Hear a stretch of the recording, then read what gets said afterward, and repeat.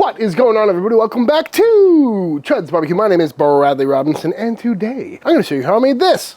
Beautiful, delicious, smoky, medium rare, juicy, tender, amazing smoked prime rib with some homemade Yorkshire puddings, a lovely horseradish sauce, and of course a demi-glace au jus to top it all with. I mean, just look at it, folks. Come on. Coming up.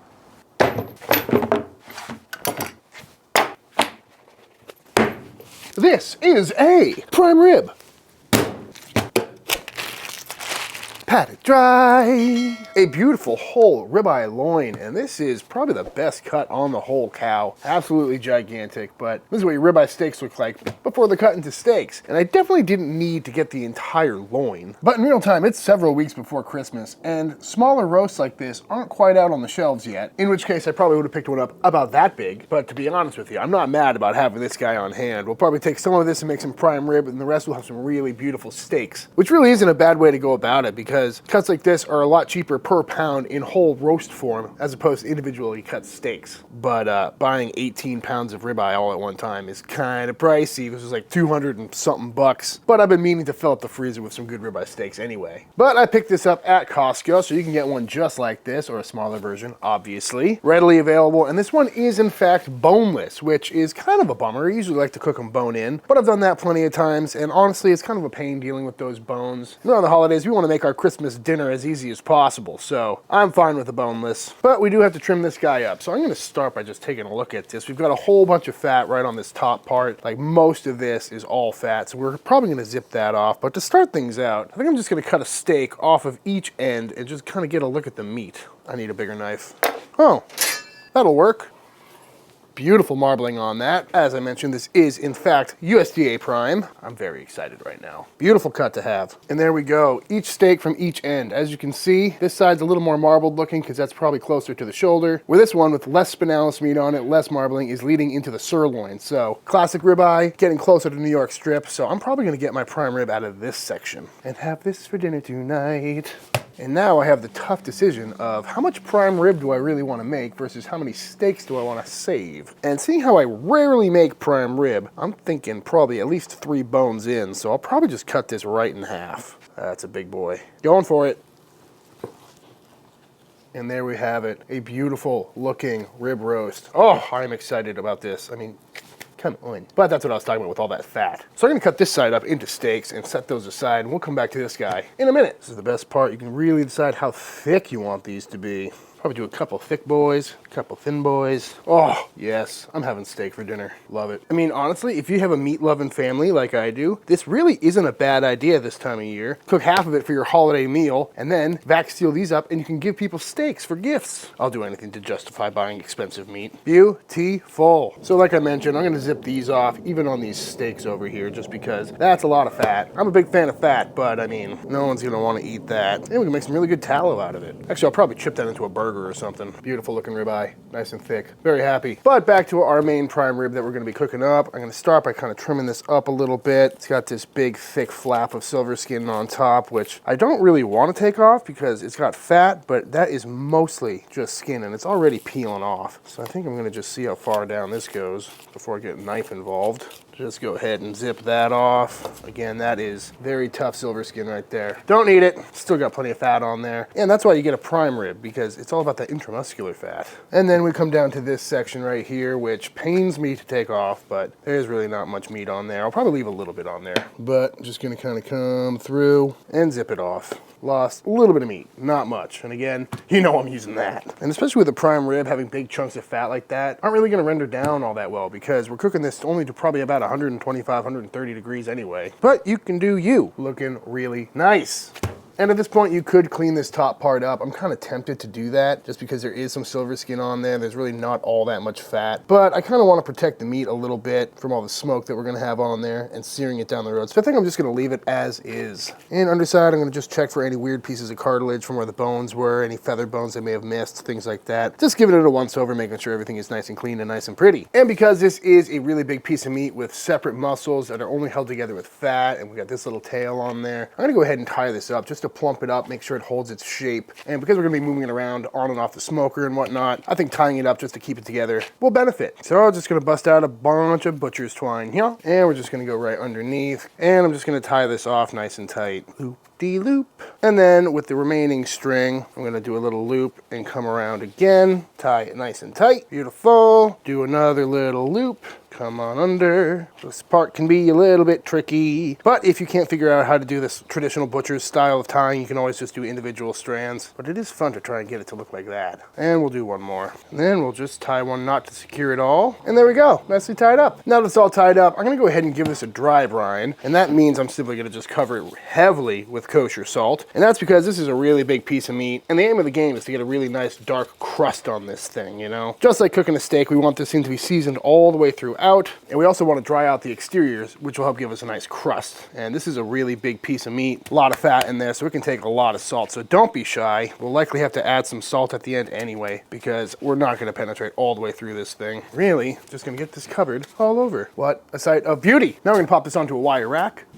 And into the fridge this goes for the next probably 2 days. And the amount of time you dry brine is really up to you and how much time you've got. You know, if you're doing this day of, it would work out just fine. But overnight is great, because the more time you give it, the deeper into the meat that salt is gonna go. The drier the exterior will be. And also, the less salt will fall off during the cooking process. So, always a good idea. I'm gonna go for probably a day or two. So I will see you when it's time to cook this thing. It's late night. I didn't plan on doing this, but I decided to start the beef stock a little bit early, get ahead of things, because we're gonna make a nice jus to go along with our Yorkshire puddings and our prime rib. And you know I love making stock, so I figured I'd take you along for the ride. Got the old prototype grill fired up, nice and toasty. And I got a bunch of bone marrow on there. If you guys are unfamiliar with these, I picked these up in the freezer section, and they are full of bone marrow. I'm definitely gonna eat a lot of that bone marrow before this makes its way into the stock. Part of the reason why I wanted to do this tonight, because I love eating bone marrow. Also got some beef neck bones, mostly bone, perfect for stock.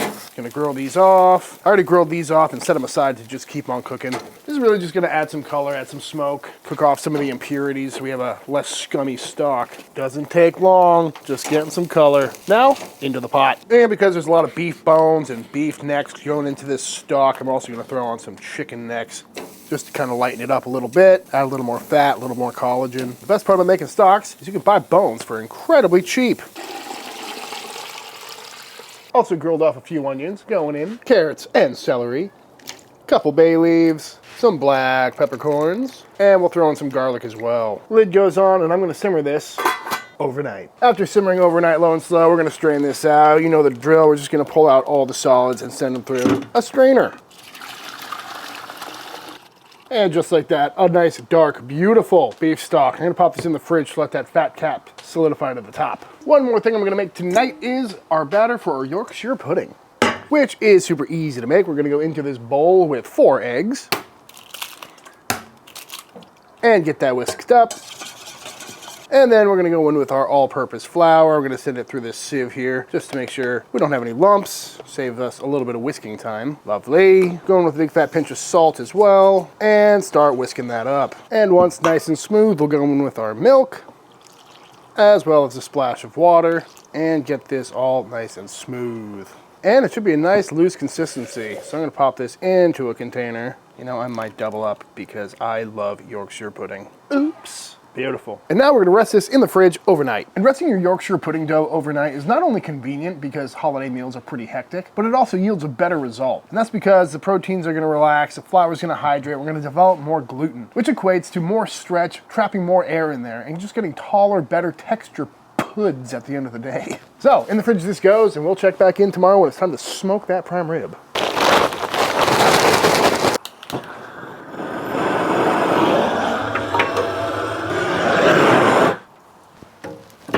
There's a snake in my stocking. One dry brine later.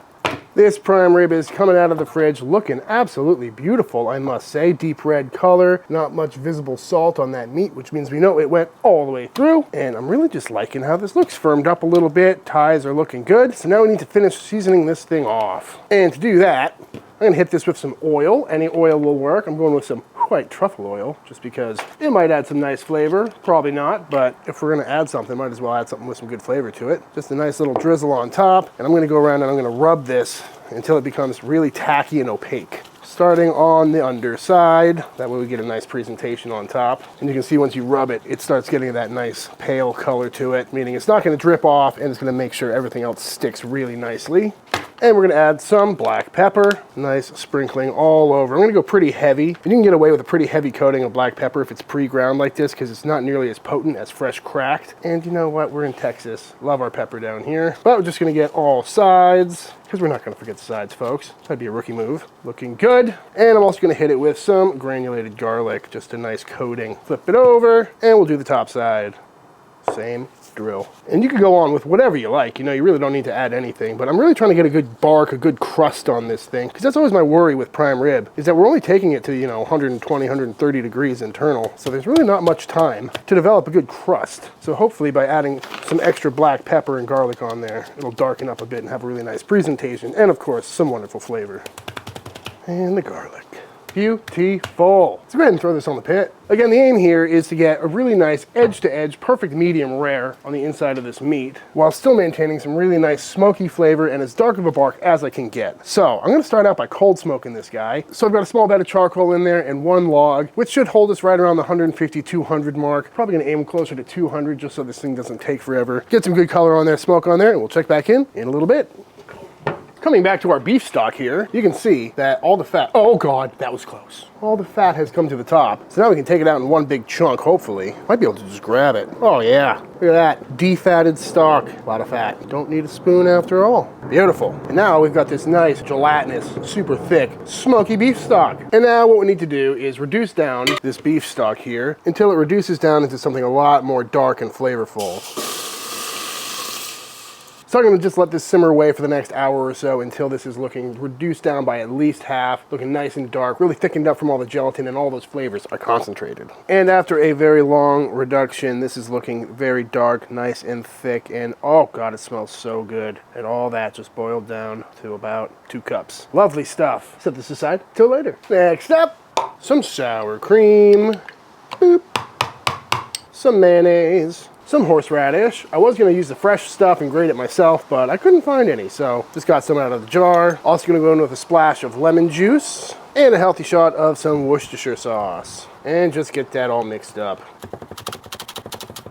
Finish that off with some fresh chives, as well as a big pinch of salt. Give that a taste, adjust to your own liking, and our horseradish sauce is done. And this will be better in a couple hours once it's sat there and all the flavors have developed. We're a few hours into this smoke, and this thing is looking very nice, definitely picking up some color. Been rocking right around 200 degrees. So now I'm gonna bump up the temps to about 250 to get this thing cooked through. And by through, I mean up to around 120. All right, after about 4 hours of total smoke time, this bad boy is coming off the pit. Woo, looking really nice and smoky. That deep red is exactly what we're looking for. This is rocking around 118 internal, so I'm gonna let this rest right here for a little bit. And I'm gonna fire up the grill using the coals from that firebox. And because of the small cook chamber, it'll get really hot, and then we can pop it in there and just get a final sear and a nice, beautiful crust. And now that I've got a ripping hot fire built in this grill, it's time to throw this thing on. Woo, that is toasty. Just gonna put it off to the side here because it's plenty hot. And before I shut it down, I'm gonna hit it with a little sprayable beef fat because, you know, what doesn't sound good about that? Help get that crust, although it's already looking real nice. So, shut this down. This thing's rocking right around 550, maybe 600 degrees. And we don't wanna leave it on there long, just enough to get a really good crust. So, as soon as this is looking good, we'll pull it off. It's been literally 2 minutes. I'm gonna just go ahead and give this thing a flip for even cooking. Probably give it another few minutes. Pull it off. And just like that, maybe 5-10 minutes of searing later. Don't want to go too long because you don't want to overcook this thing, but it's looking good, nice and barky, a little bit of bubbling going on, and pretty excited to slice into this thing. So I'm going to pull this off. Ow! Whew. And just let that rest for a minute. And what a sight of beauty it is. Smells so smoky. Love it. But while that rests down for just a little bit, it's time to finally knock out our Yorkshire puddings, which we want to do last minute. So into this muffin tin, I'm going to go in with a couple tablespoons of some beef fat. That was a little too much. Into each one of these cups. Now I'm going to pop this into a 450 degree oven. And we're just going to preheat this oil at 450 for probably about 10 minutes, just till it's really, really hot and starting to smoke.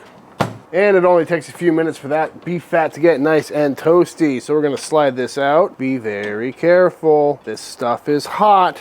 Ooh.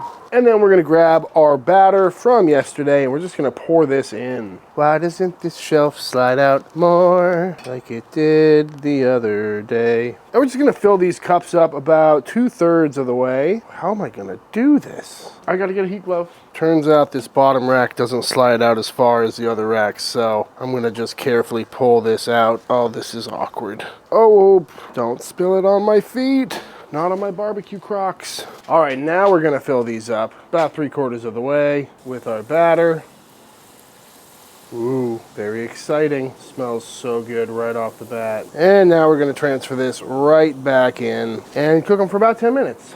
Ooh, starting to puff up. I put the rack on the very bottom because I'm not sure how tall these are gonna get, but obviously you can make them as big as you like depending on your muffin tin. You can also do this in a frying pan or a dish or a casserole or something and make one gigantic one, but I like these little personal sized ones. I also apologize that my oven door is not as clean as it could be. That's on me. That's my bad. Holy hell, look at that puff. Ha! That worked out really well. And just like that, fresh out of the oven, these are looking absolutely beautiful. That expansion is absolutely wild. But as you can see, they're already starting to shrink down, kind of like a souffle or something. But let's just take one of these out. Look at that. Don't you want to put a slice of prime rib in that, dip it in some horseradish sauce and some jus? Well, I guess it's demi-glace in this case. But yeah, that is a good looking bite of food right there. Speaking of which, let's carve into that prime rib. Ooh, looking good. Now, we definitely got that dark bark I was after, and I'm a little concerned about the internal because I pulled it off at like 118. It crept up to like 130, so we might be looking at a medium rare here, but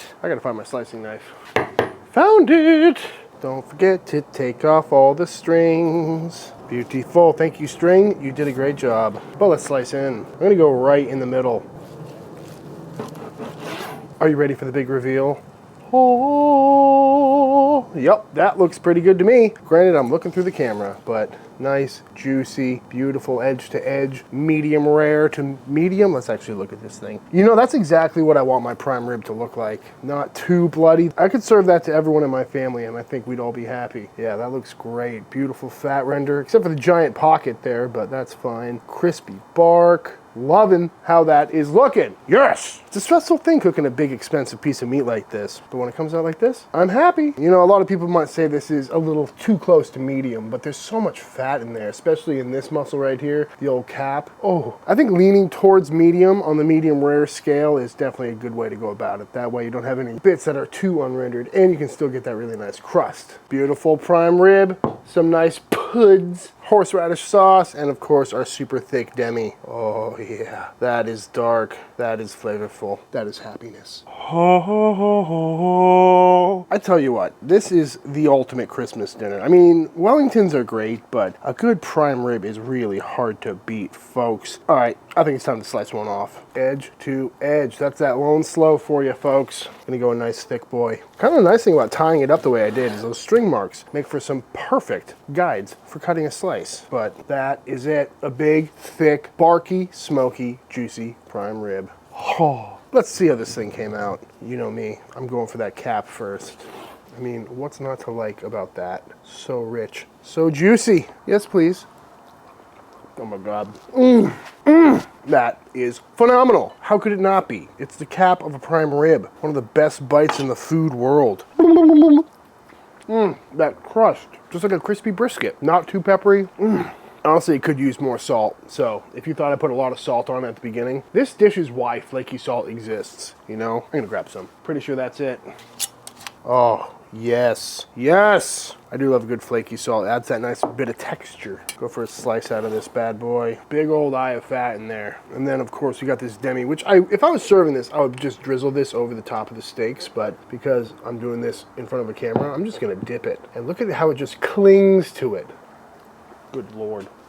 That is just pure luxury right there. It's so just unctuous and thick from all the gelatin in there. Good amount of smoke flavor. That flaky salt adds that little textural component. Wow. I know that sauce is a labor of love, but definitely recommend it. It is phenomenal. And of course, we've got our beautiful horseradish right here. Do a little dip on that. Why has it been so long since I made prime rib? I know horseradish isn't for everybody, but it's such a rich and fatty cut that the sharpness and spice from that horseradish sauce with the creaminess, highly recommend it. I love it. Wish my dad was here right now. He's the one who coined the term horsing radish, by the way, and I tempt you not to say it next time you have to say it. I mean, it's amazing. What do you want me to say, folks? That jus, it just is so thick. Yep, that's a keeper. Oh, look, a Yorkshire pudding. These guys are just phenomenal. You really want to eat these fresh out of the oven. These have been sitting for a minute because I had to do the thumbnail and whatnot, but even still. So light, so crispy. It's like a deep fried custard. It's phenomenal. Great for sopping up those table juices. Or dip it right in the jus. That's the bite right there. Crazy thing is there's definitely a smoke ring on this. Kind of hard to see because it's all medium rare, but like that top little band, smells smoky, tastes smoky, but not overpowering. This is just really good food. I just made some fresh puds for Brooke because they really don't age well. You really got to eat them immediately. Yeah. Now, is putting butter on a Yorkshire pudding too much? No. Because they're cooked in beef fat. Gonna top this with a little flake salt for you. How are the Yorkshire puds? Good, but hot. Pud is good. We should All right. make a shirt. Tender. Oh my god. Wow. The fat is rendered. This is an actual prime rib, so you know it's good. Have some jus. This is more of a demi than a jus. I like the horsing. The horseradish is great because Better. it adds some contrast, you know. I didn't pin you for a horseradish kind of gal. I do like it. Just look at that. I want to fill some of this up with chili. Ooh, horseradish. Is it in your nose? Yeah. They're always eggier than I expect. I was gonna say, this looks like a scrambled, like, fast food egg. Out here cooking all day, comparing my food to fast food scrambled eggs. It's way more delicious, obviously. Question I always ask is, would you prefer a classic ribeye steak or a prime rib slab like we're eating right now? I think this. I'm trying to even think of when I've had ribeye steak. I don't really eat it unless you make it. Gotta love a good prime rib. We might have to make this again because my dad's gonna see this video and be real jealous. So Yeah. But I think this prime rib really makes the top of the list of all the prime ribs I've made before. I made one a couple years back in the Kettle and it was not nearly this good. I mean, just look at the color of that bark and that crust. It looks like a brisket, but you still got that beautiful red meat. Loving this technique. Gonna do it Put some again. mashed potatoes. I regret not Some making mashed roasted potatoes. carrots. Well, I think we're gonna eat a lot of this right now. But before we go, I think it's time for the official taste test. Nice little piece of the cap because she deserves the best. Maybe a little dip in the jus because I'm a nice guy. Wow, that was quick. I feel like you've done that before. Maybe 300 times. I mean, all right, y'all, that is it. That's how to make an absolutely fantastic smoky prime rib with some Yorkshire puddings and 2 separate sauces. I highly recommend giving this one a try, and I know I was pretty vague about the cooking process, but it was 2 hours low and slow at 200 degrees to really build that bark, and then another 2 hours at 250, and I kind of bumped it up to 275 towards the end just to make sure this thing came off in a reasonable amount of time, and I'm very happy with the results. But all that being said, if you enjoyed this video, let me know by hitting that subscribe button. Let YouTube know by dropping a like on this video. If you do give these recipes a try for yourself, be sure to tag me on Instagram at Chuds BBQ. I'd love to see what y'all are cooking. Big shout out to all the Patreon members. Thank you for supporting Team Chud and allowing me to keep making you all these videos. And until the next time I see you, please go cook something outside. Peace.